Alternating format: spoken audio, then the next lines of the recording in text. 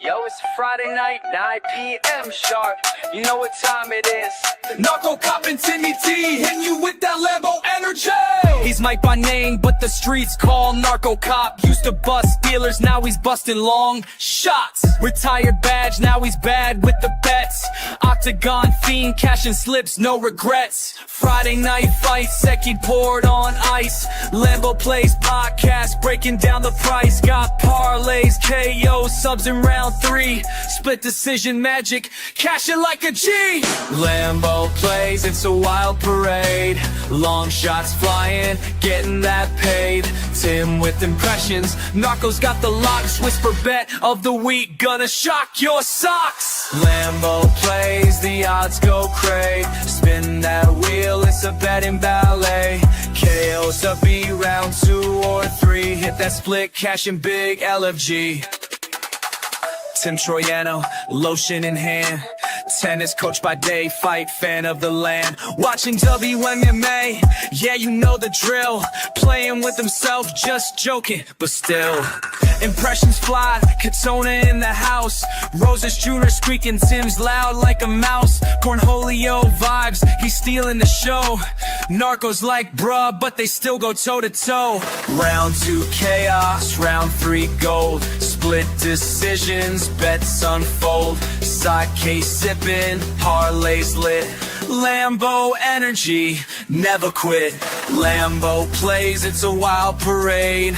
Long shots flying, getting that paid. Tim with impressions, Narco's got the locks. Whisper bet of the week, gonna shock your socks. Lambo Plays, the odds go cray. Spin that wheel, it's a betting ballet.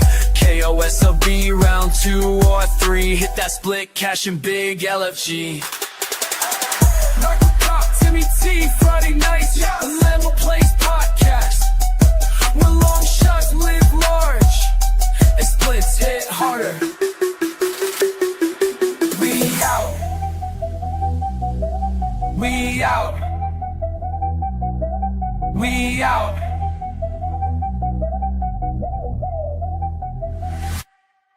What's up, everybody, and welcome to NarcoCop MMA. This is the Lambo Plays podcast, episode 153, UFC 322.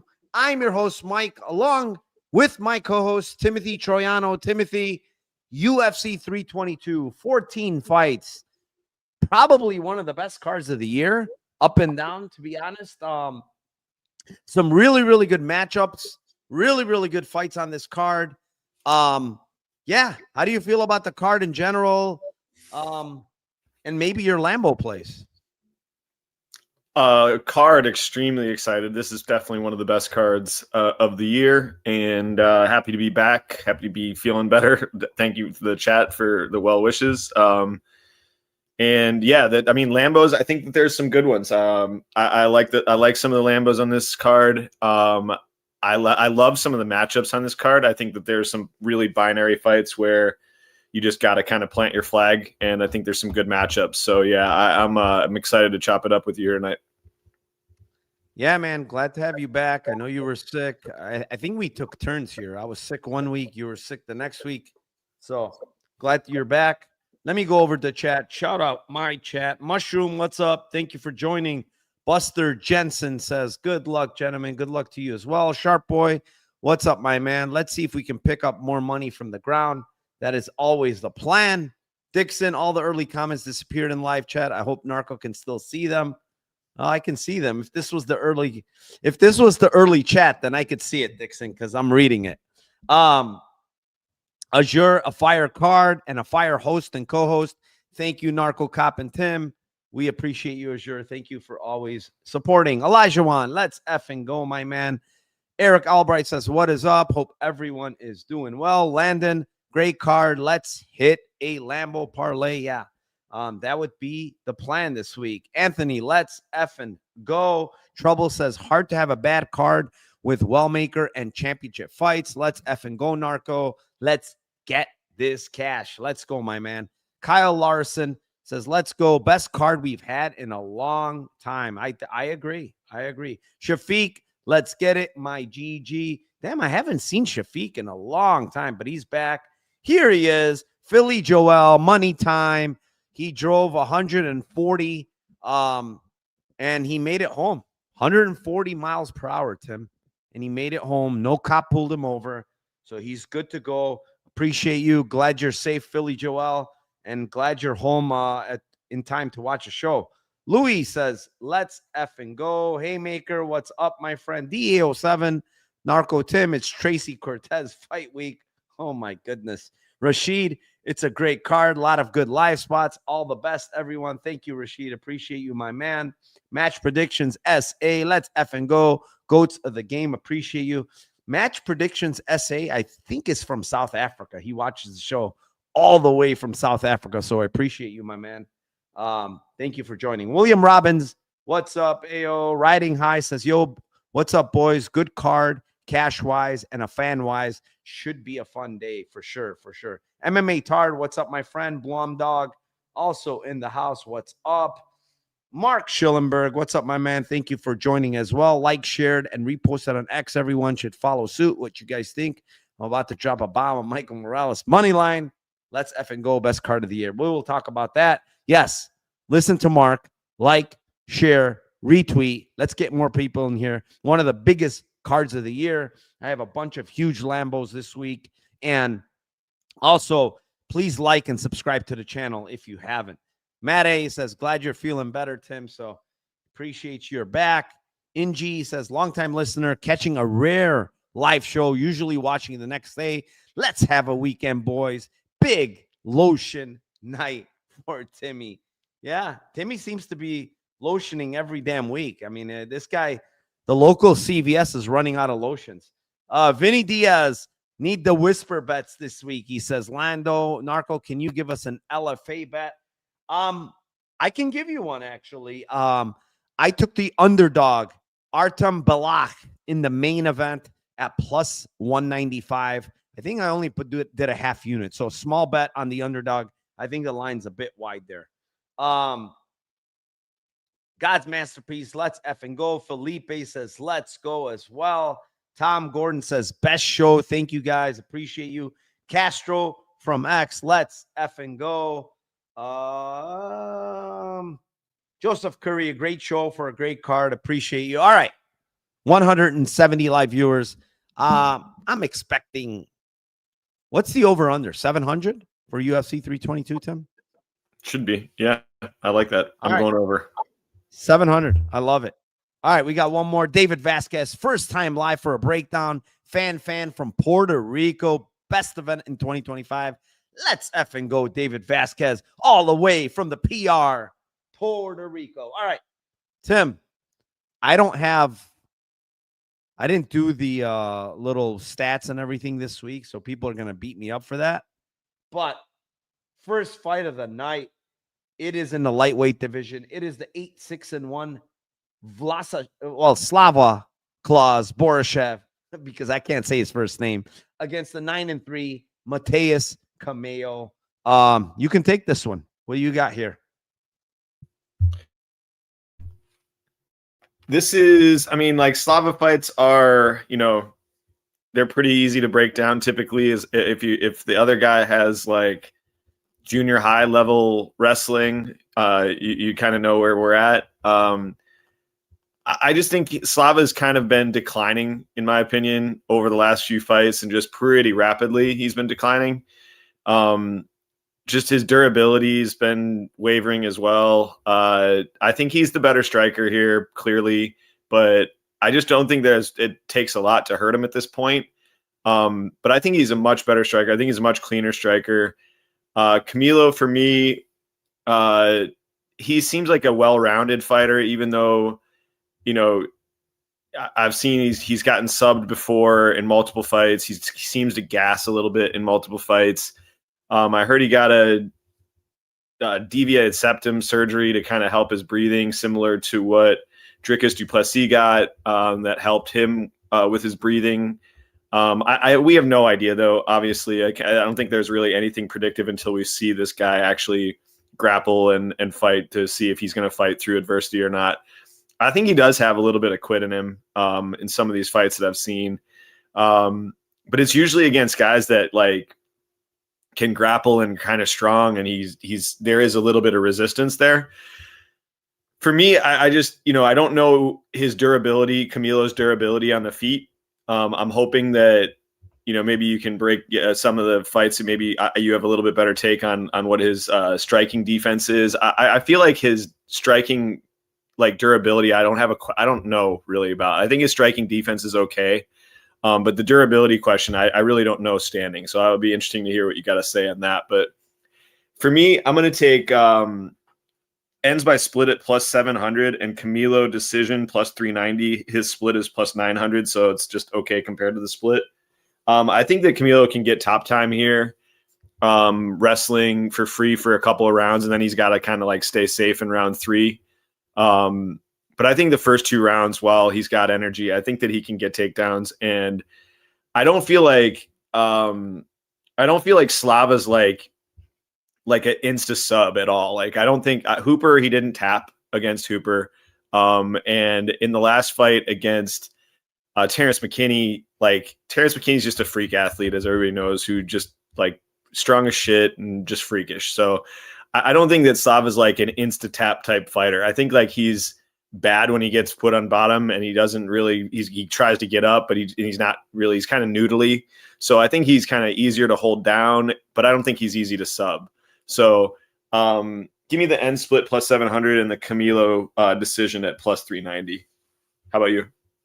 Yeah, that's a pretty good look. I honestly, I don't have a great read on this fight. I do think so. I was interested in Camilo when the line dropped, but the line went back up.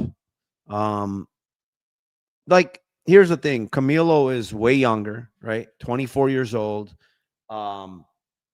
He's gonna be the guy that you're gonna see improvements from, right? Slava is who he is. He's a K1 kickboxer. He's gonna stand there. He's gonna strike. He's gonna kick you. He's got good boxing. He's got good kicking, but I mean, for a 33-year-old, he doesn't have a ton of MMA experience. He's only got 15 fights. And he still has more fights than Camilo. But my point is, it's like, when I'm watching this guy and outside, forget about the UFC. You go back and you look at outside the UFC, and you look at this Kenley St. Louis fight, and you look at this William Starks fight, and you look at a bunch of these regional fights, and every single fight, this guy gets hurt. Like, it's kind of amazing that he's never been KO'd. Honest to God, it's literally amazing. If I went between regionals and his UFC career, this guy's probably been dropped, I don't know, or hurt. Let's say dropped and hurt about 10 times, in his 14 or so fights. So it's like he gets hurt, but somehow, some way he recovers, and he just doesn't he's tough, right? He's super, super tough. I mean, the one fight against Chase Hooper, I mean, he must have taken about 3 years out of his life with that ground and pound. I mean, Jesus Christ, he was killing him. And he just wouldn't give up. And then you look at the fight against Nazim. He absolutely got fucking murdered in that round too. And it's just like, but the thing is, he keeps moving. He keeps defending. It's not like yes, the referee could stop the fight. Don't get me wrong. But like, it's not like he's one of those guys that just shells up and doesn't move, right? He's continuing to move. So the referee don't stop it. And then the other crazy thing is, somehow, some way, he comes back in a lot of these fights. You know what I'm saying? So, I mean, the beating he took from Nazim in round 2 and then came back to win round 3 to make it a draw, it's pretty impressive, man. It really is. But to your point, like, is this guy going to get any better? No. Is there going to be a decline? Absolutely. I mean, you can't keep getting dropped and hurt and, just destroyed every single fight and expect to come back the same guy all the time. He's still only 33, so I wouldn't say he's old by any stretch. But Camilo, like I said, improvements. You're going to see improvements. The only thing with Camilo is, one, I do think there's a little bit of quit in him. Like the Gabe Green submission, it wasn't even in that deep, bro. And he tapped so quick did he tap there, which is, it's not a great look. It's not like Slava's going to sub him. Don't get me wrong. But the one thing that we've seen over and over again from Slava is like, if Camilo does well in round 1, takes him down, maybe potentially close to subbing him, uses a lot of energy, what happens in round 2 and 3 when Slava's coming after you? Because he does. He literally does.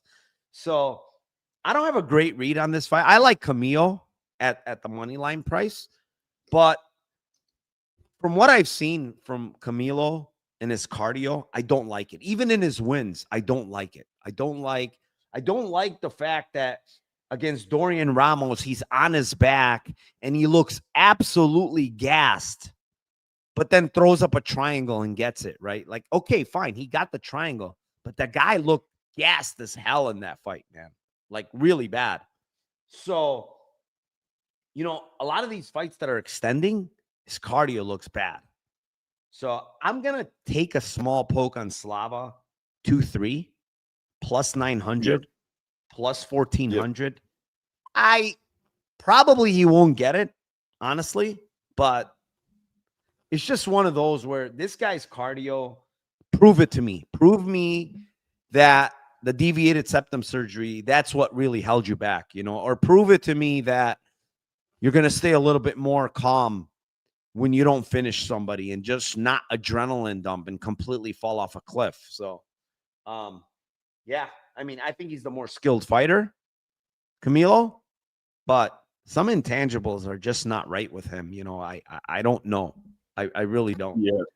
Yeah, I thought the same thing on Slava. My first initial read was Slava 2-3, and then I'm like, man, but he's so easy to take down. But I agree with all your takes on the Camilo side. All right, fight number 2. It is in the middleweight division. It is the 10-0 Beisinger Susurkaev versus the 10-3-1 Eric McConico. I put out a tweet this week because I got a lot of people responding. I'm like, hot take. This guy's going to get fraud checked pretty soon. And I was talking about Susurkaev.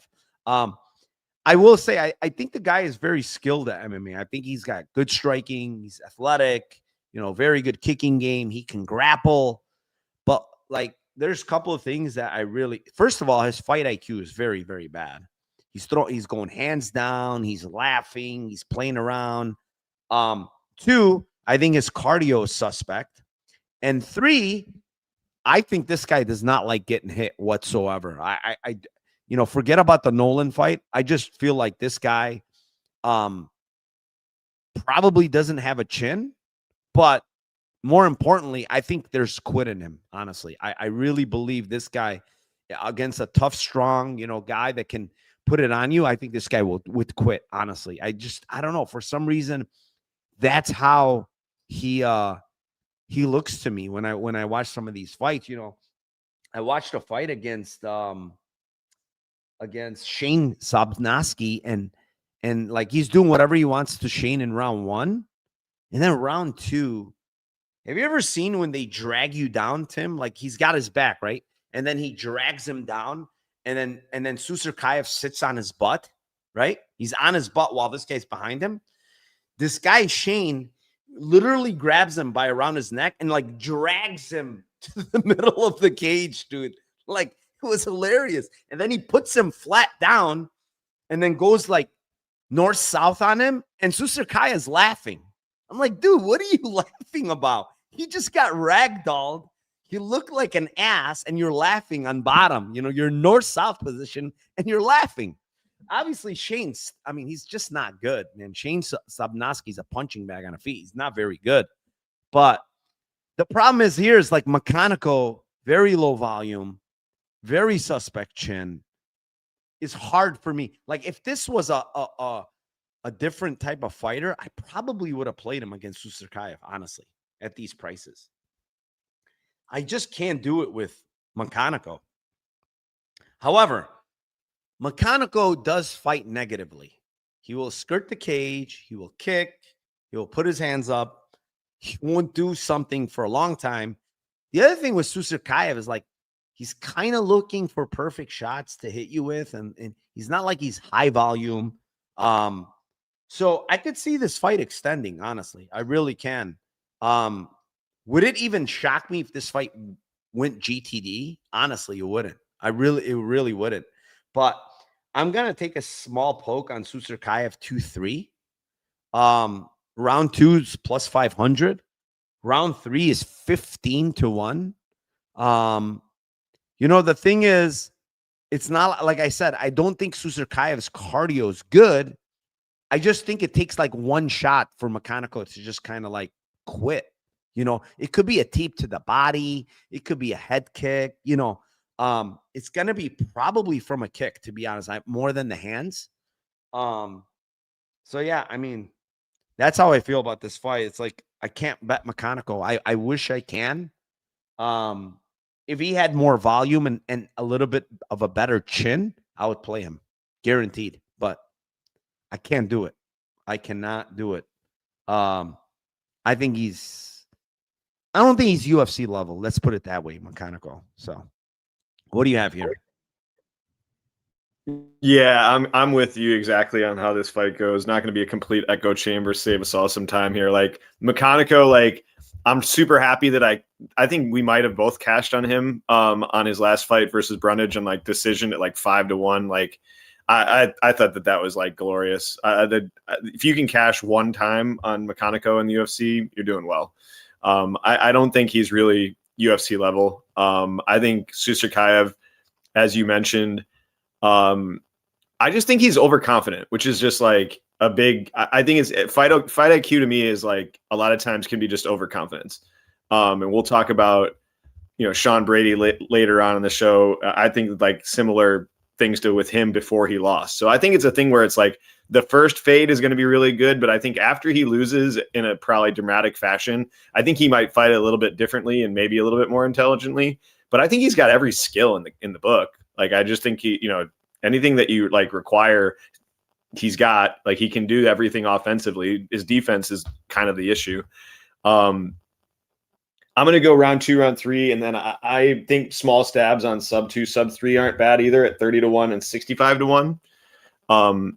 I just think the dude has shown that he's grappling even when he doesn't necessarily need it in fights. I mean, the last fight, he was just like, he was fine striking. He got hurt in the end of the first round, and then he's just like, fuck, I'm just going to take this guy down and sub him. So if he feels like there's any stress whatsoever striking, like I do feel like he could go to the ground and potentially sub this guy too. So yeah, round 2, round 3, hopefully it's McConico's got his track shoes on in round 1 and just kind of skirts around the cage until round 2 for us. Yeah, that's what I'm hoping here. What do we got in chat? Wow, Cactus Black says McConico money line. Jesus, his title reign begins here. All right, now I know you're trolling. Title run, that's a great one. All right, let's move on. Fight number 3. It is in the strawweight division. It is the 18-15 Angela Hill versus the 8-1 Fatima Kline. Tim?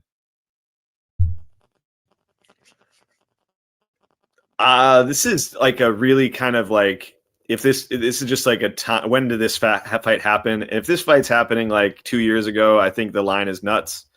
But after watching just the last fight with Hill, it's just like, I do think the line is slightly wide, but I don't know. To me, I just feel like Hill is just, doing just less and less in her cardio. She doesn't seem to have the same cardio. She doesn't seem to have the same like attacks in the clinch in the last couple fights, where she's been just, that's like, those have been her strengths. And she pretty much like, minus the Pinheiro fight, and God bless her for that fight, minus that, like you're just not seeing her ever like separate in fights, just ever. So, her win decision is almost always a close decision, splitish type fights. And then you're looking at Fatima Kline, and I think that she's got skills pretty much everywhere. She's a grappler at heart, but she can strike. I thought the negative from the last fight with Melissa Martinez was just how much success Melissa had in staying upright in the clinch and just not easily being taken down, where she looked like extremely fishy in that regard in some of her previous fights. But I just think I think that Fatima's just younger, quicker. I think that she's going to be able to get takedowns. And then once on top, everybody's to me on the sub prop today, and I understand why. It's just typically what, Hill loses to. She doesn't get knocked out really ever. But I think that Kline's got nasty ground and pound on top. And I feel like it could set up either way. I don't think that it's a lock for her getting a submission. I don't feel like her top game is all submissions anyways. I feel like she sets up her subs and she sets them up with ground and pound.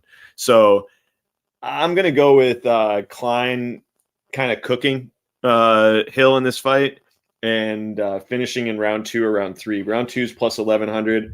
Round 3 is plus 1,500. If I was on the Hill side, I'd be on her by split. But that's all for me. I just think that Hill's winning condition is a close fight, and I think that Fatima's is dominant decision to potential finish late. Yeah, I mean, line seems a bit wide, but the problem is Angela Hill, she's going to turn 41, cutting to 115 is just not good. She's got almost a 500 record.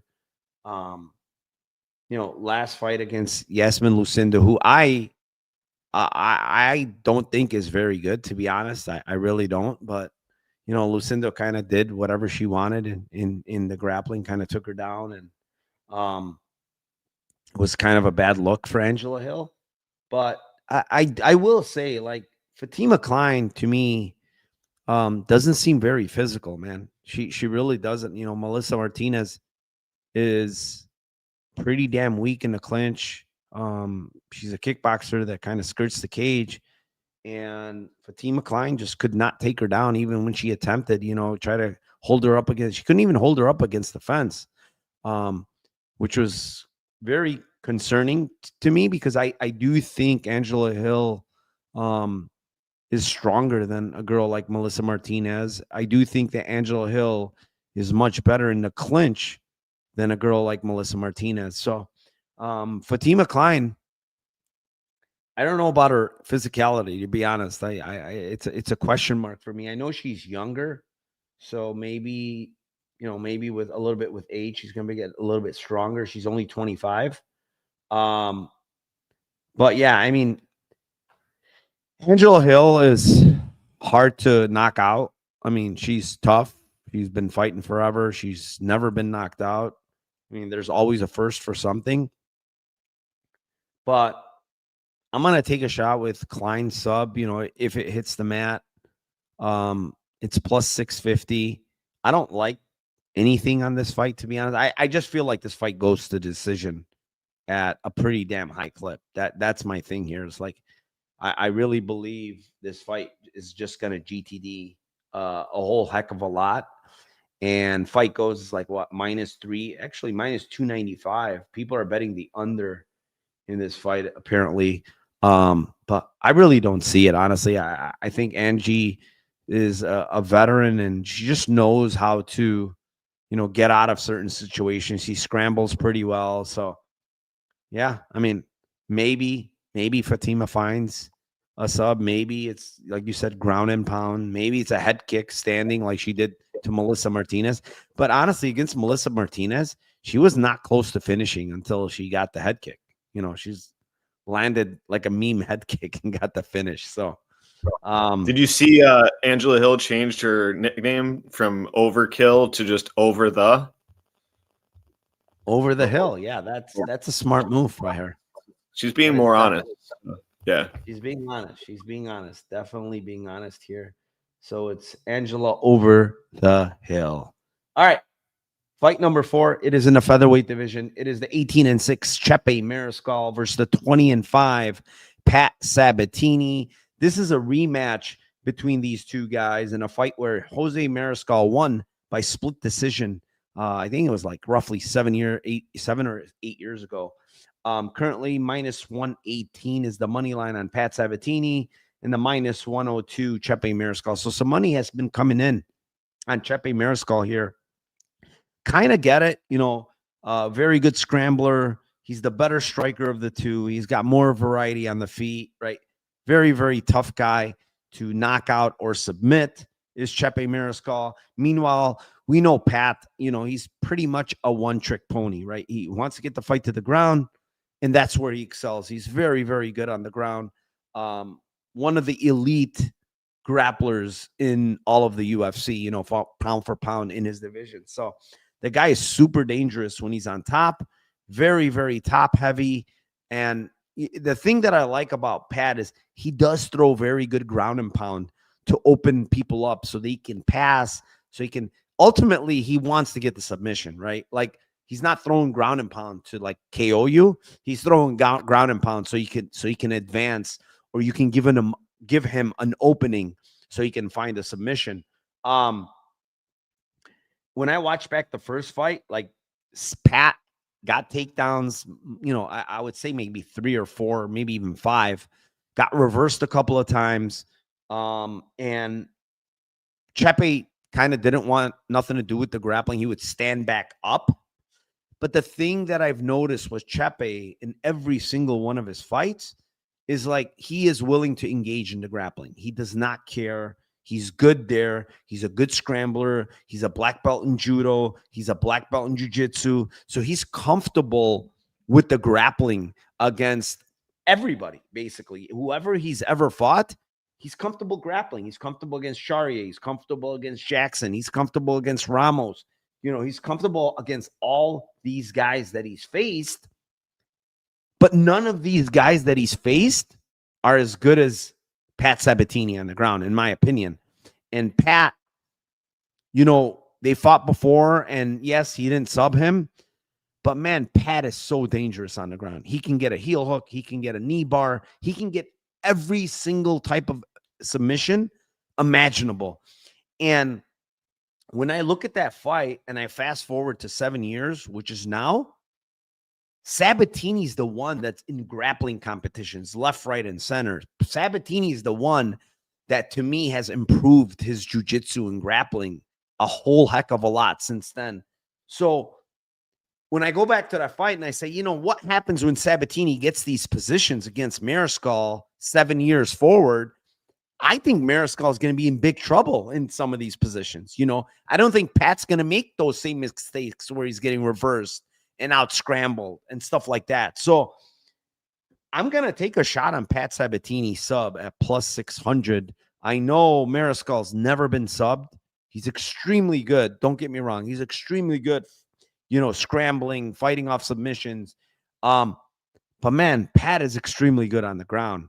And if you're willing to engage in the grappling with Pat, we saw what happened with guys that are willing to engage. Our good friend that previously won a couple of weeks ago, he was willing to engage in the grappling and go heel hook for heel hook against Pat Sabatini and Jamal Emmers. And guess what happened? He got heel hooked. So, yeah, it was toe hold. It was toe hold versus heel hook there. It might have been toe hold from Emmers, but like most gross ever. I truly think he can sub him. And 6-1, I'm gonna close my eyes and bet Pat Sabatini every single time if I know there's a guy that's willing to engage in the grappling with him. And that's what I think is gonna happen here. I think Chepe is willing to engage. I don't think the thing also with Chepe is I don't think he has a ton of power in his hands, man. He's not really a powerful guy. And I know Pat's been knocked out and he looks a bit chinny, but I think he's fighting one of those guys in Mariscal who's one of the least dangerous guys that he's fought. Like he's not a Joe Anderson Brito on the feet. He's not a Lucas Almeida on the feet. He doesn't have that power.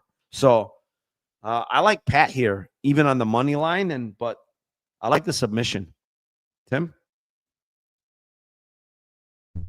Yeah, I'm right there with you on this one. I've already bet 6-1 myself. I don't know, man. To me, I feel like Chepe is like you said, gonna engage in grappling in this situation. And I just feel like the physicality of Pat at this point is just significantly better at this age than 7 years ago. He's just a stronger dude, and he understands what to do and which mistakes not to make. And his top time is just fucking so much better. Like once he gets guys down, the question is, like you said, like, you know, the chin issues with Pat they're real, but it's like, I mean, he got kicked in the face by Damon Jackson. He got knocked out in one shot, basically, by Diego Lopez. And he did get dropped versus Emmers, and then Emmers went into his guard. But like, he usually isn't like engaging in striking battles. Like he usually is like staying far away, like karate, you know, basically striking like karate style until he can get in close. Like, so yeah, I think he's the way to go in this fight. And I'm not thinking that like Chepe didn't finish fucking like, what's his face? God, the guy, his last fight, it was insane. I have to look it up. Ramos.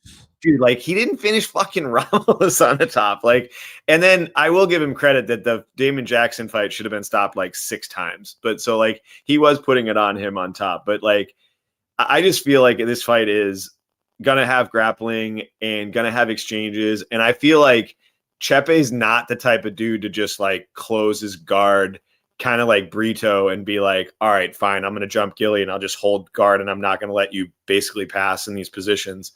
He's going to try to get up. And like when he tries to get up, there's going to be opportunities to take his back and get the rear naked choke in. And once the body lock, I think once he gives his back up against Pat at this position, I think he's kind of fucked. So yeah, for me, it's definitely Pat by sub. Anything over plus 400 is, like you said, a blind bet.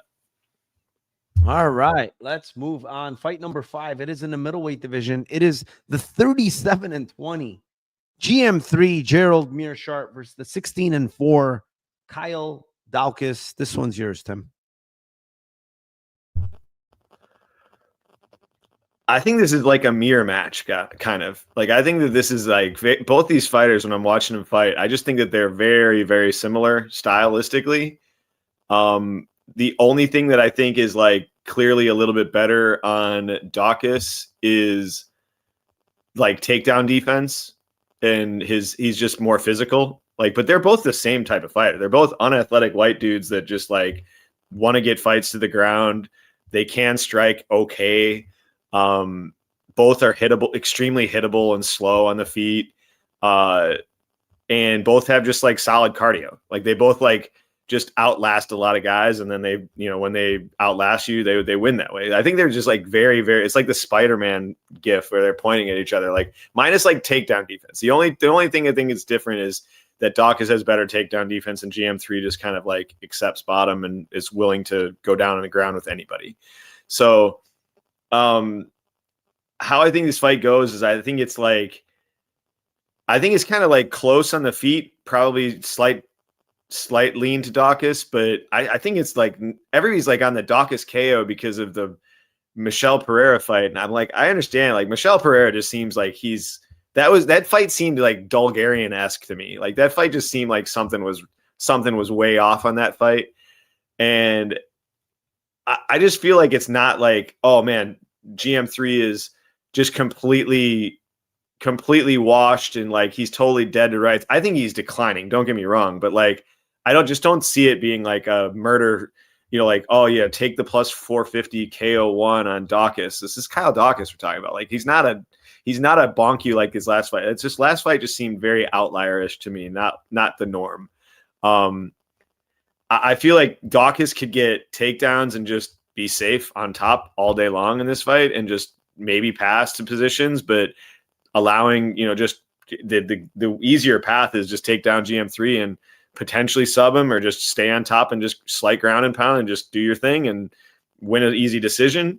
But if the fight's standing for 15 minutes, I think it's like way closer than the line. And I don't think it's like, oh, Daukaus is just going to murder this guy on the feet. So give me end split at plus 700 and then Kyle Daukaus decision at plus 290. Like, I think that those are fine. I think it could be close. And then I think Daukaus has like major, just top time, win a decision easy. Yeah, I mean, I hate this fight, but we're in 2025, and Kyle Daukaus is minus 550. Why? I don't care how much GM3 sucks or how old he is. Kyle Daukaus sucks, guys. Like, this guy's not a minus 550 fighter. This is a huge market overreaction because he knocked out Michel Pereira round 1. That's the only. Imagine here. Let me ask you this question to everybody, even in chat. GM3 comes off the loss. No problem. He looked bad against Olszewski, who hits very hard, by the way. He'll knock anybody out, right? He loses in round 1. Doesn't look good. Kyle Daukaus, if you look at him coming off the regionals, don't look at the last fight. What is the line when he comes into the UFC and he just fights Gerald Meerschaert here? What would be the minus 170? Literally minus Even. 200 max. Yeah, minus 150. Yeah, minus 150 to minus 170. Because he knocks out Michel Pereira, he's minus 500. Like, I don't understand. Like, Michel Pereira, honestly, I don't know what to think of that fight, but I honestly think he threw that fight. I'm not kidding. I am not kidding. That's not Michel Pereira fighting. Whether he didn't care, whether, Daukaus all of a sudden is a one-hitter quitter type of fighter. Give me a fucking break, man. Like, he's got okay power, but it's not like this guy's a killer. Like, come on. This guy has one knockout prior to that in his entire career in 19 fights. And now all of a sudden he one punches Michel Pereira. Come on, man. So the thing is, Kyle Daukaus, I go back, I look at this Sean Connor O'Fallon, who's terrible. Okay, he's like 40 years old.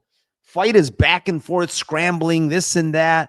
Then I go back and watch Greg Ellis fucking drop him twice, hurt him in that fight in the regionals. This guy, Greg Ellis, is 8-6. Okay. So Eric Anders, he finished him. And like, I just don't understand why he's minus 550. I think the narrative is that GM3 is washed. But like, is Kyle Daukaus like some killer all of a sudden? Like, I don't understand. Is this guy all of a sudden very good? I mean, I don't think he's improved, bro. Gamble. I really don't think. Like, if you go back, watch these last 3 regional fights, how is he improved? He's still getting dropped by bums. Why is he's just surviving? He literally survived against this Greg Ellis guy. He literally survived in that fight. So it's like, I don't know, man. Like, you can say whatever you want about GM3, but I mean, let's go back to Reinier de Ridder fight. Like, he was competing with Reinier. He hurt the Reinier de Ridder. So if he hurts de Ridder, he cannot hurt this guy. This guy that's been hurt by everybody. I don't know, man. Like, I'm not there to play Meerschaert because I do think he's on his last leg, but Daukaus minus 550 is insane. It really is. It's a market overreaction. I'm gonna take a stab on Meerschaert here for my Lambo play. I'm just gonna take a straight money line. It's plus 420. Love it. And if you take him by decision, somehow he squeaks 9-1. 9-1 decision. Yeah, 9-1. Gerald Meerschaert by decision. His money Split line. Actually, you can get 1050 on Rivers on his decision. Plus split is 25-1. Yeah, man. Like, I'm gonna take a shot. Like, I would add that for sure. Daukaus all of a sudden is some killer, right? Like minus 550. Maybe just goes out there and starches Meerschaert. It's very possible. But I mean, when you look at Meerschaert, honestly, look at the guys that have knocked him out. The murderers. Nickal Olszewski, who hits like a truck. Joe Pyfer hits like a truck. Khamzat Chimaev hits like a truck, and he's huge. Ian Heinisch was the bad one, right? But like, all of these guys are bigger hitters than Daukaus, man. Dude, he was shitting. I mean, this is a long time ago, but like, strike for strike, he was kind of shitting on Muradov before he subbed him. He was like a club and sub. It wasn't like a process, like take you down and sub. He literally locked out Bruno Silva and then subbed him. Yeah, it's the same. Yeah, the same thing. Like, both of those are club and subs, and just like I'm with you, man. You know what? I'm gonna take I'm gonna switch my Kyle points. I'm gonna do the full trifecta on the end split 7-1, GM 3 points 9-1, split 25-1. I'm gonna take that shot. I do think that I think Kyle is more likely to, kind of gut out a decision from takedowns and top time. That's what I think happened. He's probably going to get a bunch of top time on him potentially, but who knows? Maybe he just now all of a sudden he thinks he's some knockout artist and just kind of stays on the feet. Yeah. All right, let's move on. Fight number 6. It is in the they're doing it in the featherweight division. It is the 10-0 Malcolm Wellmaker versus the 8-2 Ethan Ewing. And guys, I'm ready for a whisper bet. I love Malcolm Wellmaker. I had a big bet on Malcolm Wellmaker against Haddon. I think he's a good fighter. I think he's very physical. I think he has good takedown defense. I think he has a lot of power in his hands, tons of power, nuclear power in this guy's hands. But man, I was so impressed with Ethan Ewing.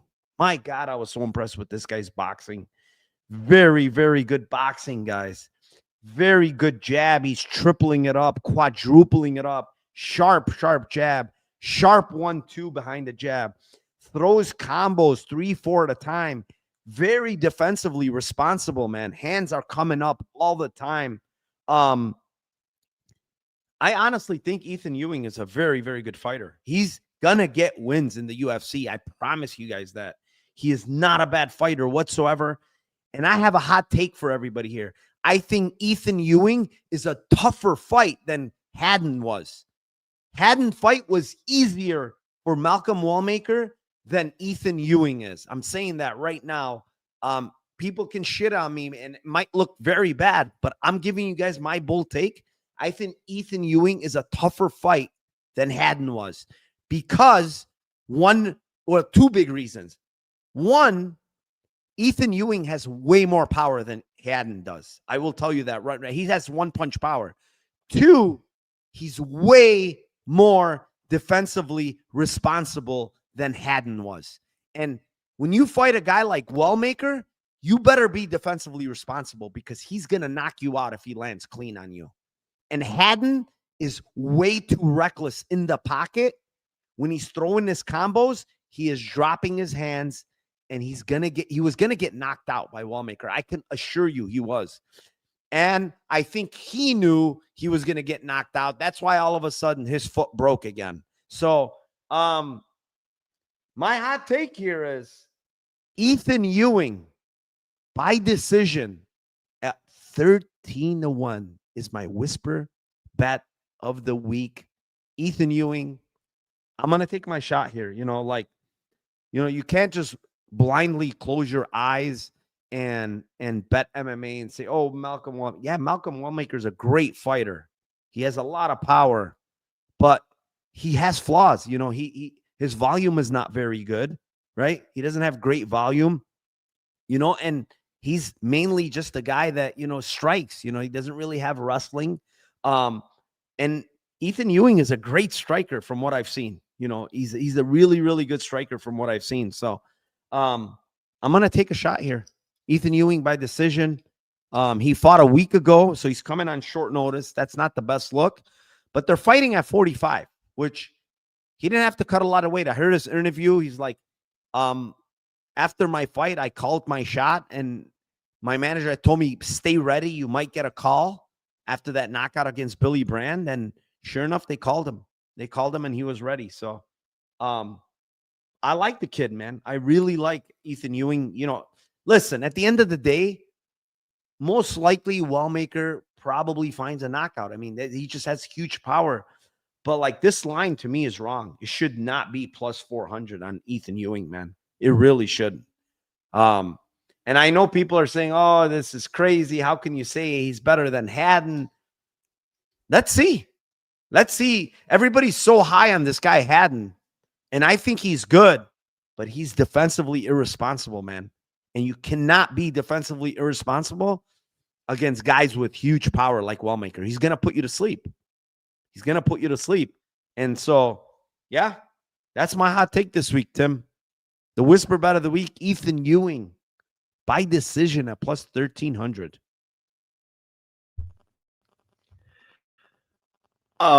Yeah, I mean, I only taped 2 fights of Ewing, but I didn't have enough time to really go super deep dive on him. But kind of like what you're saying, like I'm not saying the same thing that you're saying where like he's a better fighter than Haddon, but I think he's a better matchup like in this particular fight just because of what you said. Like Haddon to me, I just is like he basically overthrows combinations and then like defend, like basically relies on his athleticism to get out of the way of strikes after he throws the 4th and 5th strike, which is like if you're fighting a counterpuncher, which Wellmaker's got nasty fucking power, but he seems to be a counterpuncher to me. Like he seems to be a dude that's not like guns blazing, walking into the like in the range. He's waits for you to make a mistake and then he kills you. Like, the other thing I think like that, and then this, I might be way off on this because I only saw 2 fights, but like, and I didn't watch the last one. I just saw highlights of the last one, but I don't know, just the physicality might be better on Ewing than Haddon. It might be comparable, but like the wrestling seems to be at least on the same level, maybe better for Ewing. So I don't know. It just seems like a fight where the guy's going to want to strike, but he can wrestle too. So I don't know. Low volume. I also felt like the calf kicks in the Haddon fight for both fighters would have been really, really valuable. Haddon's like super heavy on his lead leg. And I didn't see that as much here in this fight. I do think that still Wellmaker is going to use calf kicks because he does in pretty much every fight. But yeah, I'm kind of on the same page as you. Like I wanted to go end split plus 1,200 Ewing points plus 1,300 Ewing split 2,500. Like you said, I think it's kind of like it could even be a decision, like a clear decision for Wellmaker too. Like we don't know what this dude's durability is. So yeah, I mean, like might as well. You're taking huge fucking lines. Striking, I don't think Wellmaker's like grapples very much in fights. Super low volume. Yeah, I mean, give me a shot on the ends by split it plus the trifecta and split Ewing points, Ewing split, huge lines. Yeah, I mean, we'll see, man. I'm high on the kid. Mute your mic, Tim. Sorry. I'm high on this kid, but it's a tough test. I mean, Malcolm Wellmaker on short notice. I mean, the guy is huge power, so it is a test. But sometimes you can't just, I know there's a lot of hype on Wellmaker. And listen, I want people to know I had a bet on Wellmaker against Haddon, a big bet against Haddon. Because I saw the matchup and I saw that I think Wellmaker was there to kill Haddon. He was going to knock him out. And I know people saying, oh, Haddon could have grappled him. I think Haddon is a weenie when it comes to grappling. I think he's not that strong. I think physicality wise, Wellmaker would have put it on him. He's too strong for him, in my opinion. So, and now I'm betting Ewing. So it's not like I'm like, I hate Wellmaker or something, so. Do you think Ewing is physical enough to grapple Wellmaker here? He's not going to grapple. I don't think he's going to grapple. All right, let's move on. Fight number 7. It is in the flyweight division. It is the 13-2 Aaron Blanchfield versus the 12-2 Tracy Cortez. Tim, this one's yours. Get the lotion out, fellas. It's time. This is definitely time. Yeah, I mean, seen this fight before. This is kind of similar to the Pat Sabatini and Chepe fight for me. Like, seen this fight before. One fighter wins a split. I felt like both fighters that won the split lost the fight. Very close, a lot of scrambles, more dangerous grappling positions for the fighter that lost both fights in Sabatini and Aaron. Both Pat and Aaron now physically way stronger, made improvements in striking. Just, it seems like it's a very, very similar matchup to that fight. And I'm going to give the same prop that I gave on the Pat Sabatini fight, make it very simple. Like, I feel like Aaron had a deep armbar in and basically was fighting. Tracy was fighting the armbar in for the full round, basically. And I think at that time, I think Tracy was significantly stronger physically, and and Aaron was 19. So I think Cold Blooded's gonna get a sub at plus 550. I think if you're on Tracy, I would be on her split at 9-1. I think that's pretty solid, or even just her decision prop at plus, like 3-1. I don't think that she's finishing Aaron at all. I don't think she's subbing her. I don't think she's knocking her out. Aaron took absolute beat down from Manon Fiorot, and we just saw what Manon did to Jasmine in like 30 seconds. So she can beat ass, and I think Aaron just got her ass beat for 5 rounds and just kept coming forward and kept going for it. The concern I have with Aaron in this fight has been the physicality in being able to get takedowns. But I don't know. It just seems like Tracy's engages in grappling situations and doesn't run away in fights and doesn't stay at range. And she's not like a good enough striker to be able to do that either, even if she tries. So I think if it's standing for 15 minutes, I think it's close, but I probably would still lean Blanchfield like 55-45 or 60-40 just from optics walking forward and volume. So yeah, give me Aaron by sub. I don't hate Tracy by split either. Yeah, I mean, I don't have much to say on this fight. I think line's a little bit wide. And I'm going to go Tracy Cortez by decision here, plus 320. I just think that's her path. There's not many props that I like. I mean, I guess Aaron Blanchfield by sub, I guess. But, like, I don't know. I don't think she's going to be able to sub Tracy, but it could happen. I mean, it's WMMA. Most likely when fights end in WMMA, it's a sub, right? So, but I don't really like Blanchfield's wrestling, man. I really don't. I think her wrestling sucks. I know a lot of people are, well, Rose Namajunas took down Tracy but Rose Namajunas is a better wrestler than Blanchfield is. Her timing on her takedowns were really good in that fight. And also Tracy, that fight was at elevation. I think she took that fight on very, very short notice. So it's like the circumstances were not good for Tracy there, So at the end of the day, it's like, I mean, I think Blanchfield probably wins a close decision. But 320, I rather take 320 than minus what's Blanchfield by decision, minus 150 or something crazy, right? Blanchfield decision, minus best lines minus 125. So yeah. Yeah, I'm just going to go to the plus 320, but I really don't want nothing to do with this fight. I think the fight goes at a high clip, and, probably Blanchfield just like out volumes her, potentially. Maybe gets a takedown, but I wouldn't be shocked, honestly, if Tracy got her down. Like, Tracy just gets a takedown. That's on top. I kind of, that's what I think that the sub, I think for me is more Tracy taking her down and then getting swept. I think that or armbarred. Like, I think that those are more, I agree. It's more likely that happens for the sub than Tracy getting taken down. I think also with Rose, like, you have to worry about her striking and then she times a takedown. But like, it's, you don't have to worry about like Aaron striking. I don't agree with Dixon though. Sorry, man. I don't agree that like the UFC wants Tracy to win here. What is, like, other than her being hot, like, sure, they want her in the UFC, but she's not like doing anything championship wise. Aaron's a potential champion. Like, yeah, like she has title potential. There's no, Tracy Cortez has 0 title potential, but she is hot. I mean, I don't know who the UFC wants, but like a lot of people say, oh, they want this, they want that. Like, who cares what they want? It doesn't work out. Like, yeah, they wanted Bo Nickal against what's his name? René de Ridder. Yeah, right. What? Like, he got murdered, right? So, like, it does. A lot of people say that, and I think if you use that in your head as, a betting thing, like, it's gonna go bad, honestly, in the wrong line. You can't just think like, oh, that's what they want, so that's what's gonna happen. I mean, there's still not who the UFC wants to win; it's who the books want to win. Yeah, it's who Bulgarian wants to win, So, anyways, let's move on here.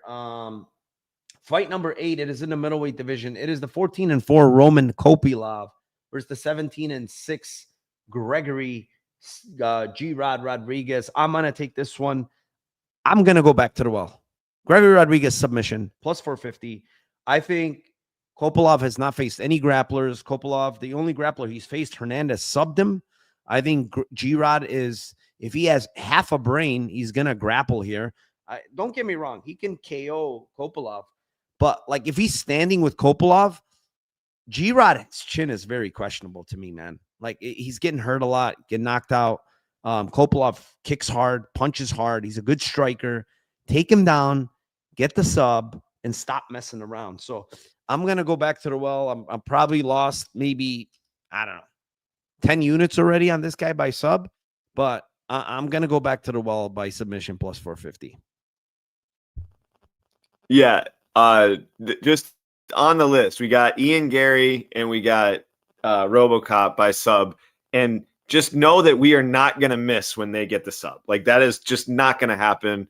It's called martingale, baby. We are martingaling the absolute living shit out of this bet.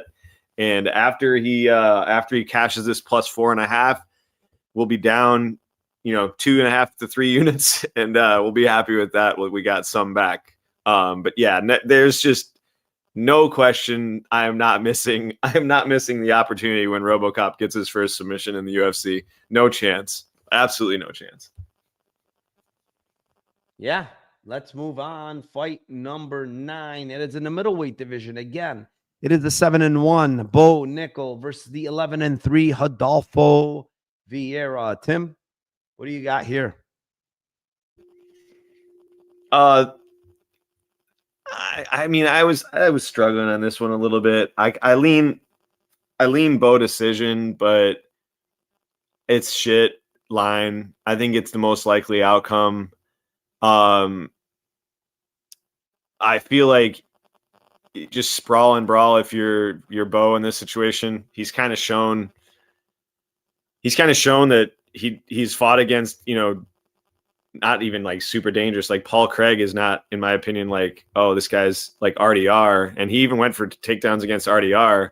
When I watched that fight back, I don't know what it's a little bit sidebar on this one, but like when I watched the RDR fight, I really think after watching Brendan Allen fight him that if Bo doesn't go for the fucking guillotine in that fight, he could easily win that fight. Like there was like a very winnable. It was the guillotine is what made him feel like the same situation that happened to RDR versus Brendan Allen, where he lost position, he gets to bottom after totally dominating, and then once he starts getting his ass beat, he just completely loses all of his shit at that point. And he didn't even like really go hard for takedowns in the second round. Even it was just like clinch, dead, get kneed in the body, and then he's just fucking cooked. So I really feel like the guillotine was like just inexperience and just being dumb and not having the right fight IQ in that fight. I thought that was the moment that he lost that fight.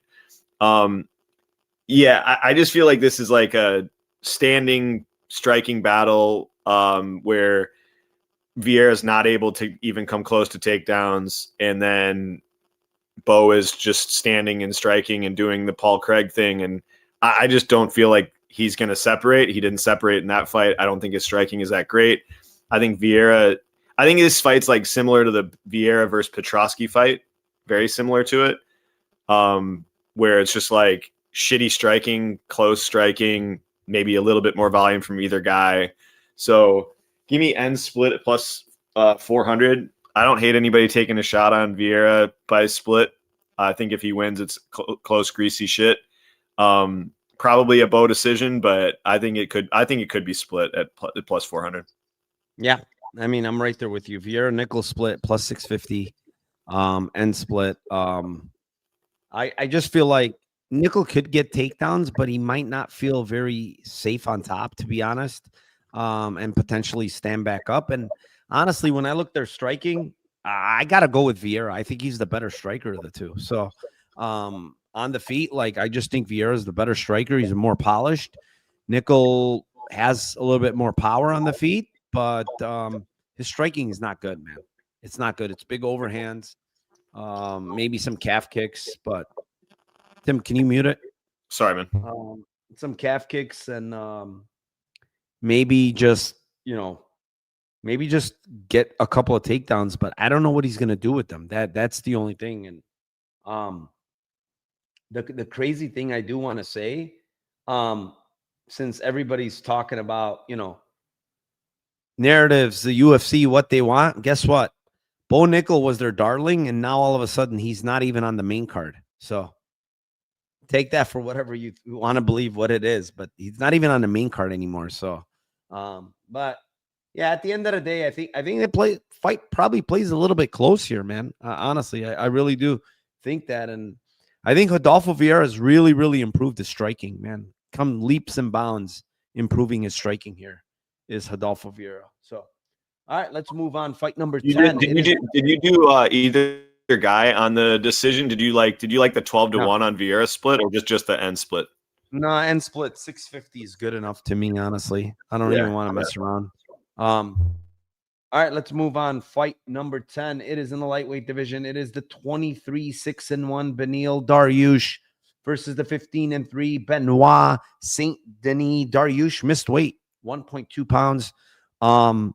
He didn't even want to cut it. He says, I'm done. I think when I look at this fight, I think Dariush is the more skilled fighter everywhere. I think he's the better striker. I think he's the better grappler. But he has the worst chin. He has the cardio that's not very good. And I think he's the fighter that's severely, severely declining. Even though he won last time out, he got dropped bad against Moicano in round 1, and he had to turn to the wrestling and the grappling in order to win that fight. I mean, could he top time Saint-Denis? I guess it's somewhat possible. I mean, we saw Moicano absolutely ravage him on top, with elbows and everything. But Benny when he top times people, his ground and pound is terrible, man. It's not very good. Moicano,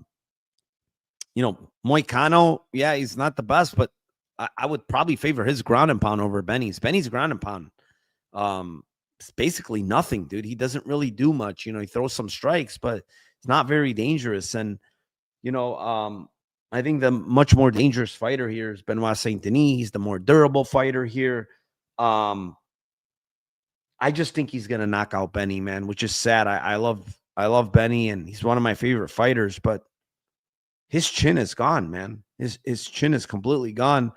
And outside of like a top time clinic from Beneil, I think he's potentially going to get finished here. So BSD KO is plus 165, and rounds 2-3 KOs is plus 400. I think it might happen a little bit later. I know Benny's almost all of his times that he's been finished, it's round 1. I think in this fight it might actually go later, and he might finish him later, Benoit Saint-Denis. So 2-3 KO plus 400, KO plus 165. By the way, at face-offs, Saint-Denis looked way bigger than Beneil Dariush, by the way. So take that for whatever it's worth. Tim? Yeah, I mean, I don't disagree. Obviously, Benny's chin has shown like some serious deficiencies, and the guy, family man, guy looks like he's solid mid 40s, and definitely not the age that he is. But I mean, honestly, like, Benny's been a fucking cash cow for me as a dog. Like, just every time that they send him as a dog, like against certain types of fighters, I'm just like, sign me up. Like, dude's gonna fight for my money. He's a smart fighter, skilled everywhere. Chin is the only real issue at this point. Chin has always been the issue, even early in his career when he's getting knocked out by Alex Hernandez. Like, he's always been. He got hurt in a fight. I can't remember the dude that he finished after he got almost knocked out. But he just gets hurt in a ton of fights. Is my point. Beneil did. I just feel like he's just a much better fighter all the way around, strike for strike. Like, I don't like BSD's hands. I don't think that he needs to be like have huge hands, but honestly, I think like even just striking prowess and ability to catch guys, I think Moicano's striking is underrated. And I think that BSD's striking is overrated. He's mainly a kicker. His kicks are the biggest weapon that he has, not his hands. And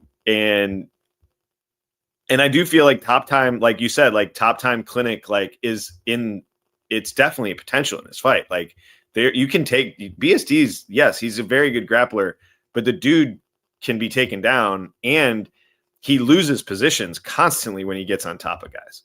Like, and it's just similar to like, I've seen this fight before. I think Moicano, I think Gamrot, I think like there's plenty of fighters where you watch, like he took to like Charles Oliveira, he was fine until he got hurt. And then it's just like, I just feel like it's possible that Benny knows the assignment and fights smart here and goes, yeah, I'll strike with you until I take you down. And then I'm going to take you down. And like you said, I'm going to be position over submission. I'm not going to go crazy on putting myself off balance on trying to hit ground and pound and then let you sweep me or get up. And I just feel like the potential of winning 2 rounds and then, staying and surviving in a third is likely. I think it's possible.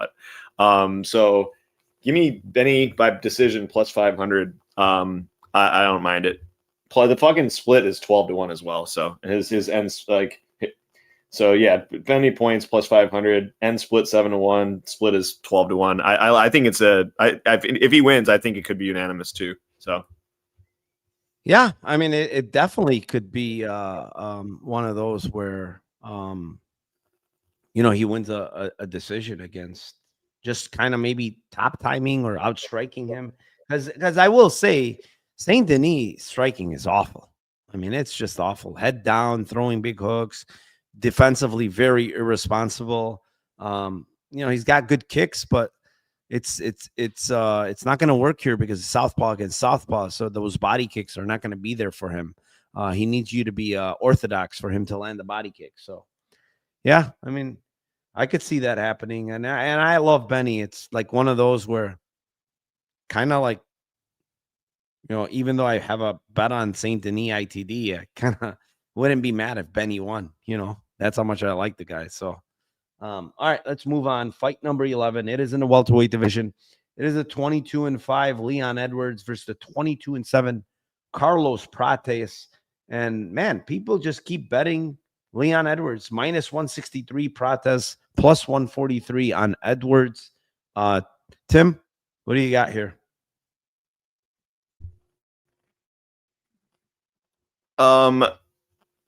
I don't know, man. This is a tough one. This is a tough one from a Lambo's perspective for me. I think I could see it happening a couple different ways. I lean the Prates side, but the problem with him is that you just don't know what the dude's going to do in the first round of fight. Like it's similar to like Chito Vera. Like the dude seems to lose first rounds a lot. Like he seems to like slowly get his reads. And then when he starts to get his reads and he gets his timing on guys and decides to go, then you're usually fucked. So, but it's like he could be waiting too long in these fights. Like he waited way too long against Ian Gary. He was getting boxed up, I believe, by Officer Giles. Like just, and then he connects and he catches you. And it's just like, I don't know. I think I think he's a clearly like better striker. I think that Leon hasn't fought like a pure striker in a while. He's fighting all these grapplers, and Leon's getting like, I mean, like he's getting hurt by Diaz. He's getting hurt by Barberena. He's getting hurt by guys that are just like not good strikers and not powerful strikers. I mean, I think it could take one really good shot and just deads, like just completely dead. Jeff Neal, never been knocked out, deaded. Like I think he still might be knocked out from that fight. They still like, just check on Jeff Neal. I mean, Prates' power is for real. Like there's no doubt. His striking is for real. Great knees. And so I feel like if Leon tries to get him in the clinch, like could be knees too. So yeah, I feel like if you're on Leon, you got to bet him like either decision or split. But I'm on the round 2, round 3 for Prates, 6-1, 8-1. I think he gets his reads and then he eventually kills him in round 2 or round 3. Yeah, I mean, slow starter. I mean, that's the thing with Prates. He's a pretty slow starter. Even last fight, like he got a first round knockout. I mean, it was kind of competitive, and then he landed a spinning elbow and got the KO. But historically, Prates really been a slow starter. Losing minutes to Giles, losing minutes to a lot of these guys. Even Mitch Ramirez in that fight, he's losing minutes early. Neil Magny clinched him for a bunch of that round one. So historically, he's a slow starter. He's trying to get reads. This is a 3-round fight. But I just don't know how much Leon is invested in MMA anymore, to be honest. Like, man, like the Brady fight, like some very, very bad IQ moves. Just to me, when you shoot a takedown against Brady and you're Leon Edwards right into a front headlock and you sprawl on your back, that just tells me you want it out of the fight. You want it to quit. You like there's no way on God's green earth you should be shooting a takedown against Sean Brady. Like, why? What was the reasoning there? And the reasoning to me is like he wanted out. He literally wanted out of that fight, in my opinion. So, Leon Edwards has not looked good, man. Has not looked good in his last. Even Colby Covington win, he looked awful, in my opinion. Not look good there. Colby Covington stinks. Colby Covington can't beat anybody, but he did not look good in that fight. Very low volume, wasn't doing shit. The last 3 fights to me against Bilal, Bilal, he absolutely had no chance in that fight. Just absolutely got ragdolled. Then you come back against Sean Brady, another grappler, and you think he's going to fix it? No, he gets ragdolled again. So it's like, I don't know, man. Like, I think his path here is to just straight up wrestle and try to wrestle. Like, I think his wrestling is not bad, honestly. I watched some tape of his wrestling, and people might think this is crazy. I think he's a better wrestler than Ian Gary. I think he has better wrestling than Ian Gary, who took down Carlos Prates. So I think his path is offensive or just or both, like offensive or defensive wrestling. Offensive wrestling. I think he's a better wrestler than Ian Gary, in my opinion, when he wants to wrestle, right? When he goes for it. Do you remember when he went for it against Colby and he took Colby down? I don't know if you remember that. And that was like in round 3 or 4. Like, he took Colby down. So he got Usman down too. He got Usman down too. Yeah. When he wants to wrestle, I think his offensive wrestling is good. Obviously, the problem is he was facing, don't forget, he was facing a bunch of wrestlers and grapplers his last so many fights. So, like, you're not going to really see him offensive wrestling much, Over here in this fight, you'd probably assume that he has half a brain and he would wrestle here against Carlos Prates, right? I don't know if he can hold Prates down. Prates actually showed decent getup, showed decent sprawling. He's long. The problem for Leon here is when you wrestle against a guy like Prates, you can catch a knee. You can get into clinch and get absolutely destroyed with knees in the clinch. Like, he's pretty nasty in the clinch. And Leon is good in the clinch, but Carlos Prates is better. And he's longer. So, yeah, I mean, I didn't know which way to go here, but I kind of think it's agree with you a little bit. It's a KO later, 2-3 KOs plus 300 on Carlos Prates. That's how I'm going to go.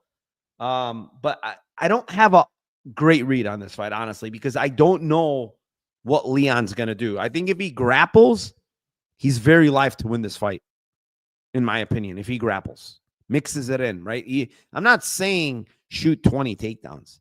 I'm saying mix in the grappling, have Prates be worried about, potentially getting taken down. So, yeah, that's how I feel here. So let's move on. Fight number 12. It is in the welterweight division. It is the 18-1 Sean Brady versus the 18-0 Michael Morales. 2 great records, Sim. 18-0 against 18-1. Unbelievable fight. I think this should be the title eliminator, in my opinion, in the welterweight division. I probably won't, based on what Dana said answering a question. When someone asked him, is this the title eliminator? He goes, sure. So that just sounds like he's saying F you. Like, you're not going to tell me who the title eliminator is. But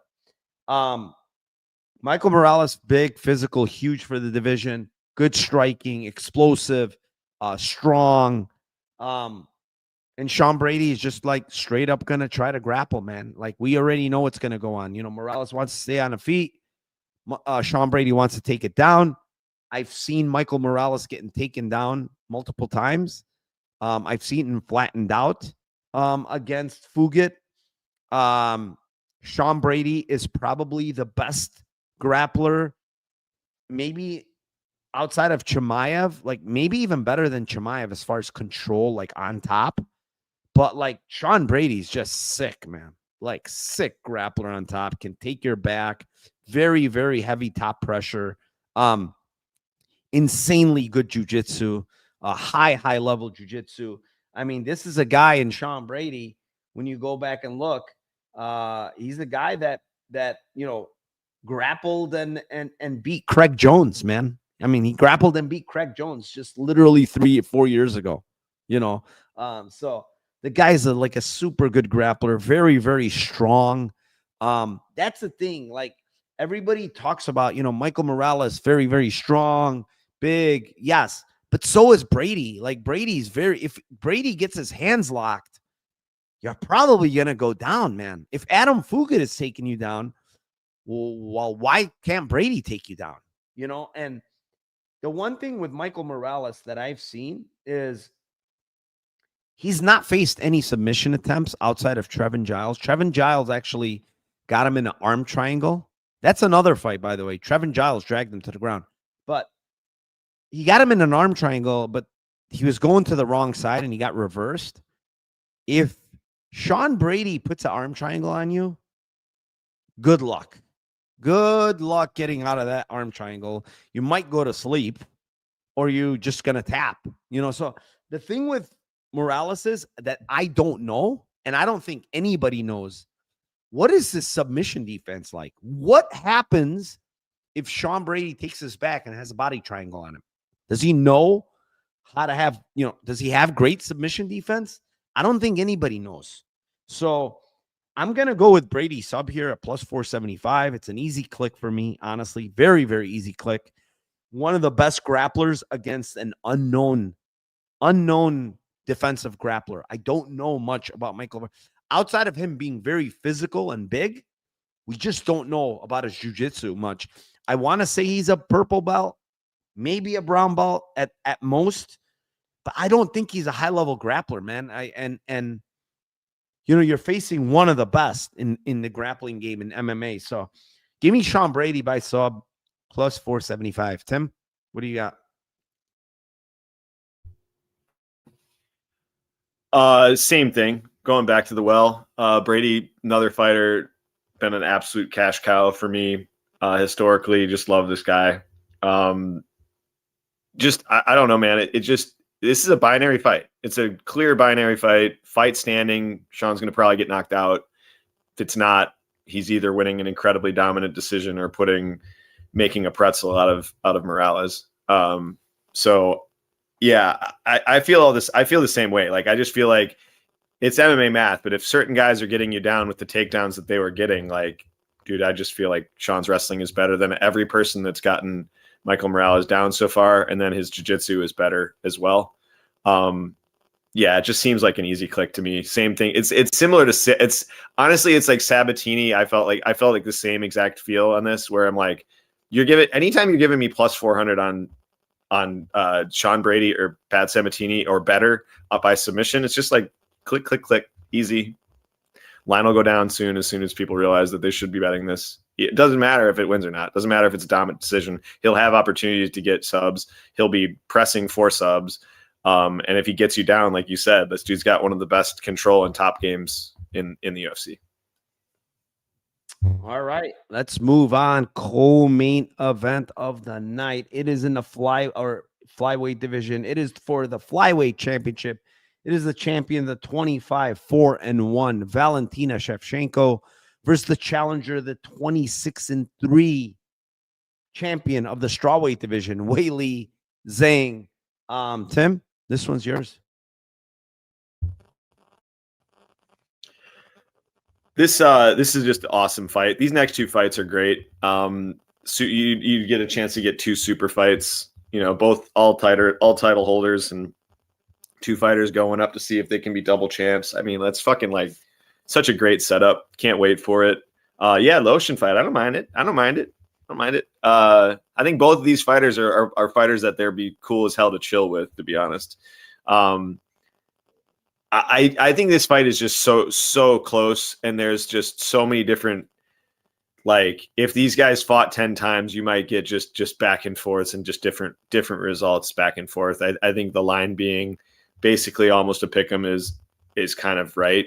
I feel like the physicality on Valentina in this fight is probably, it'll be interesting to see just like how much more physical she is than Weili, because I think both of these fighters have historically been the alpha when it comes to physicality in fights, and been able to, muscle people and get, impose their will on certain fighters.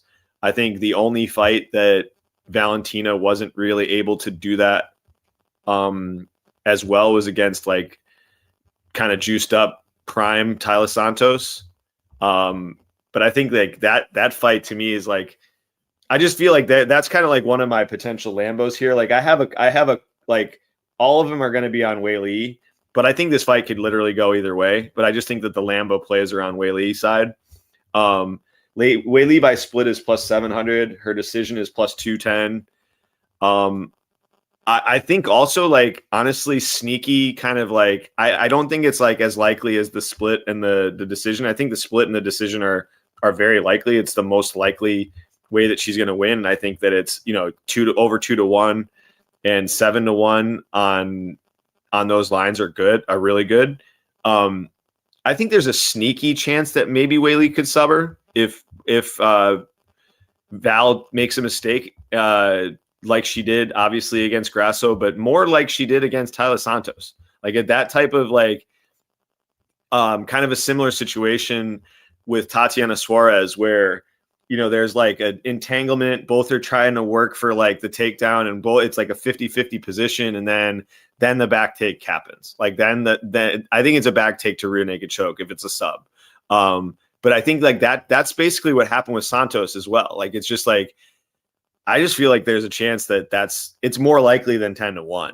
Like I just think that that's like kind of a good line for Weili, that it's like, it's not 10%. I don't think it's 10%. Like I just think it's maybe a 15%, maybe even like low like 20-ish% possibility win condition for her, as opposed to the decision. I think like the KO for both of these ladies is like less, in my opinion, the KO is less than 10% than the sub. I think the sub is more likely for both of these women to catch than a KO. So I like those three for Weili. I think Weili, my favorite one by far is Weili by split or Weili by decision at plus 210 and 7-1. But I might put lunch money on the sub as well, just to have some fun. Yeah, I mean, I think this fight goes. It's such a high clip. I mean, 2 high-level girls, 2 girls that are good everywhere. I think it's a close fight. I think lines dictating that it's a close fight. I'm just gonna go straight up split at 4-1. I mean, high-level fight, 4-1 split. I think this fight goes at, I don't know, I would say minus 300 it should be range. They have fight goes now at minus 260 on Bet Online. It's been hit. And I think honestly, I really think it goes. The thing is with both these girls, that they're durable. They're both good in jiu-jitsu. It's hard to sub both girls. And I just think it's going to be like a high-level match, So give me the split at plus 400 here. It's going to be a great match. I don't know who's going to win. Weili moving up is the question. If she wasn't moving up, I would probably take Weili. But yeah, I mean, Weili by split or Valentina by split. If you like either side, I think that's how they win. Yeah. 580 live viewers. Hit the like, subscribe to the channel, please. My link is down below for my Discord. If you want to join, it's $25 a month. Peanuts. for how much money we have been printing in there. So go join if you haven't. And with that being said, Tim, main event time. It is for the welterweight title. It is the champion, the 18-2, Jack Della Maddalena, versus the challenger, the 27-1, Islam Makhachev. And I can kick this one off. Honestly, kind of surprised how much more muscle and how much thicker JDM was than Islam at faceoff. So, for everyone saying that like Islam put on a lot of weight, that I didn't see it. Honestly, at 170, I didn't really see him being that thick, and kind of looked like he was still a 55er to me. JDM looked way thicker, in my opinion, a lot more muscle mass on him than Makhachev did. The question is gonna lie is like, what's JDM gonna do when he gets taken down? He's gonna get taken down early, in my opinion. Burns had a lot of success taking him down. Hafez took him down. So Bilal took him down when he committed to the takedowns later. So the thing is, in this fight is JDM gonna look to get back up right away, scramble, not let Makhachev settle on top, because once he settles on top, you are going to be in trouble. You're going to face submissions. You're going to face elite grappling. So the thing for me is like the one fight that I go back to and I look at is the Volkanovski fight. The first Volkanovski fight where Volkanovski was able to out scramble. He was able to fight off takedowns. He was able to get up. That's a guy that fought at 45 in Volkanovski, and now you're fighting a big 70-pounder, very, very thick, strong guy, good scrambling ability. So what happens when this fight extends? What happens when you can't get takedowns? What happens when it's on the feet? Can you take the shots? I do think that Islam wins this fight. Ultimately, I think he's just going to find top time, stuff like that. But I can't ignore these late round props for JDM. I think he's very, very live to knock him out later. If it goes there, and he's going to have his opportunities. That's the thing. I think he's going to have his opportunities later. JDM round 3, 22-1. JDM round 4, 25-1. And JDM round 5, 35-1 on DraftKings. I'm going to take my sprinkles there. I love JDM as a boxer. I love his striking. I like his power. He digs to the body. That's the other thing. Attritionally, JDM does a lot of body work early on, whenever it's standing, whenever it's in the clinch. That could potentially harm Islam later in the fight. So, yeah, I'm going to take these late round props here. I do think Islam wins this fight. I don't think it's going to be that easy, though. I really don't, because Jack is very tough. And if he does get subbed, in my opinion, it's probably going to be early. It's probably going to be Islam early, just squeezing him out. Go ahead, Tim. Yeah, I mean, again, I think that this fight is fucking great. Great, you have a dude going up trying to get 2 belts and be a double champ, and then I think Jack has been, a very good fighter, very entertaining, cashed for us a bunch of different times. But I just feel like the narrative is like, this is, it's a binary fight. And I don't think it's a binary fight at all. Like, I feel like one of these guys is way better on the ground. And I think this is very close on the feet, like way closer than most people think on the feet. JDM is extremely hittable. Like, he's very, very, you don't have that nose unless you're getting fucking hit. Like, the dude's gotten like a bunch of decisions in fights. Like, the Kevin Holland fight was like 50-50, not a robbery by any stretch. But like, if you told me that if they read Kevin Holland's name after that one, I'd be like, yep, fine. I could see it. Like, Basel Hafez having like easy takedowns and control time for multiple, the Gilbert Burns fight, I had round 2, round 3 for JDM and it cashed, but I mean, that was like absolute ass pull. Like, he was losing, he was down 2-0 and basically got the round 3, which he needed. If that fight goes, he loses. He was in a deep sub attempt against Emeev in one of his first fights. He's in a deep sub attempt against Lusa.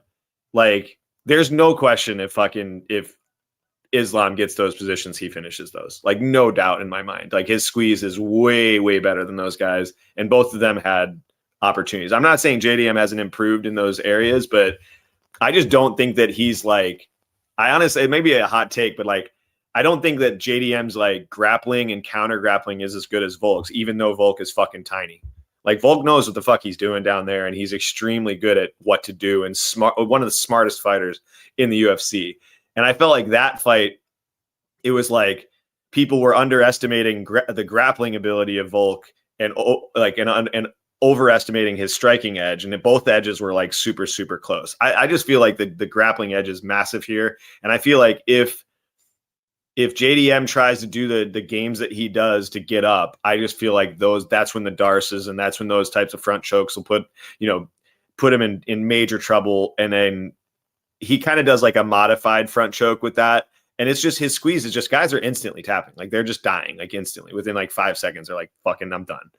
And I feel like if he gives up his back, I feel like that's where, again, these are the positions where Islam is just elite. So I do feel like it's either an early sub or a decision for Islam. So I'll give out the sub for Islam as my most confident play, but I kind of lean like if JDM wins, it's not a late KO. I feel like if JDM wins, it's a decision or split. His decision is like 7.5 to 1, which isn't as good to me as like what the live line might be if he's like, down a round or something like that. You might get like plus 500 and then be able to like get every method. But his split decision, I think, is fantastic. His split decision is plus 2,200. And I think like that's a very gets grappled, gets up, does a little bit more damage on the feet. And then it's very, kind of close-ish rounds. I think the split decision for him is like very viable at 22 to 1. But I think it's sub 1 or sub 2 for Islam, to be honest. All right. Yeah, good breakdown. Did all 14 fights. Lambo parlay time. I will go first. My first one is the sub parlay. It is Pat Sabatini, Gregory Rodrigues, Sean Brady, submission, 200 to 1. And the other one is Susurkaev and Benoit Saint-Denis, 2-3 round robin.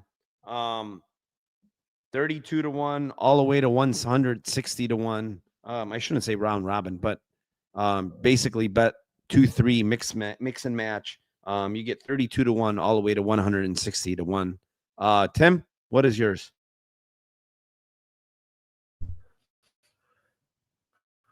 You're hitting that first one, by the way. I love it. I have two, but just one's a variation. So Benny by decision, Brady by sub, Islam by points, 103 to 1. It's actually like around 100 to 1 now, or high 90s. And then switch Islam to sub, and it's 93 to 1. All right. Yeah, great show. 14 fights, 602 live viewers. Appreciate each and every one of you. Again, my Discord link is down below. Click that link, get in there. Let's cash some tickets tomorrow. We're gonna do a live betting show tomorrow in the Discord. So when the fight's going on, we've been crushing live bets. Who did we hit plus 2,000 a couple weeks ago? WMMA fight. Norma Dumont live plus 2,000. I'm like, hit it, guys. Hit that line. That line's off. This fight is closer than they're giving you. And sure enough, bang, plus 2,000. All right. Thank you again to everybody. Good luck tomorrow. Hope you guys crush it. Tim, you got any parting words? No, man. Thanks as always. Thanks to the chat. Sign up for his Discord. It's worth it. And it's gold. So if you like gold, you should. It helps. So definitely worth it. All right. Appreciate everybody here. Glad you're here on a Friday night with us. Tim, see you later. Have a great night, everyone. And good luck tomorrow. Let's cash those tickets for UFC 3